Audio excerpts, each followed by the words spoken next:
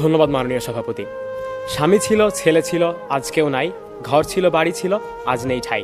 তবু খোকা সুখী হোক প্রার্থনা আমার, সাথী হয়ে থেকো প্রভু আমার খোকার।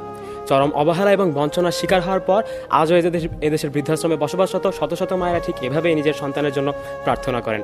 মাননীয় সভাপতি, মানুষ জাতি বড়ই অদ্ভুত। একই দেহে যখন আমরা পিতামাতা তখন আমরা মহৎ, আর সেই যখন আমরা সন্তান তখন আমরা দুর্জন। নিজের প্রিয়তমাকে ফোন করে আমরা বলি তোমার হাতে আমার জীবন ন্যস্ত, আর অসুস্থ মা যখন হাজারবার ফোন করেন তখন তিনি উত্তর পান আপনার সন্তানের ফোনটা এখন ব্যস্ত।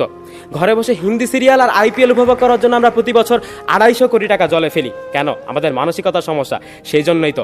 অথচ নিজের বাবার সাথে কথা বলার সময় ঠিক 59 সেকেন্ডেই লাল বাটনটা চেপে দেয়। প্রতিপক্ষের বক্তারা হয়তো এখন এরও সমস্যার সমাধান দেওয়ার জন্য বলবেন বাংলা লিঙ্ক তো দিচ্ছে 39 পয়সা প্রতি মিনিট, দারুণ অফার, কিন্তু আমরা তো সেটা দিয়ে কথা বলি নিজের প্রেয়সীর সাথে। কেন? বিজ্ঞ প্রতিপক্ষ সেই দুর্বল মানসিকতার কারণেই। বিজ্ঞ প্রতিপক্ষ, নিজের বাবা মাকে সাথে নিয়ে আমরা কয়দিন মার্কেটে যাই? নিজের মায়ের জন্মদিনটা কবে মনে আছে তো? ও, এটা তো কোনো পাঠ্যপুস্তক বই লেখা নেই। মাননীয় সভাপতি, শেষ করছি একজন বীরত্বগাথা মহান মানসিকতা সম্পন্ন সন্তানের গল্প দিয়ে। অর্থের অভাবে নিজের অসুস্থ মাকে ভ্যানে করে হাসপাতালে নিয়ে যাবার সামর্থ্য তার ছিল না। বিজ্ঞ প্রতিপক্ষ, লক্ষ্য করে দেখুন, তার কিন্তু ছিল না কোনো বিদ্যালয়গত কিংবা প্রাতিষ্ঠানিক শিক্ষাও, কিন্তু সেই অক্ষমতা তাকে থামিয়ে রাখেনি।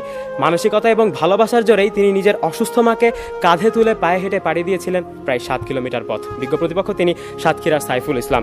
তথ্যসূত্র ইত্যাদি, বাংলাদেশ টেলিভিশন। বিজ্ঞ প্রতিপক্ষ, উদ্দেশ্যহীন বিতর্ক যেমন নিরর্থক, ঠিক তেমনি ভালোবাসাহীন মানসিকতা নিয়ে নিজের বৃদ্ধ পিতামাতার প্রতি দায়িত্ব পালনও অসম্ভব। তাই নিজের বৃদ্ধ পিতামাতাকে ভালোবাসার লক্ষ্যে আজ সুস্থ, সুন্দর এবং পরিশীলিত মানসিকতার অধিকারী হয়ে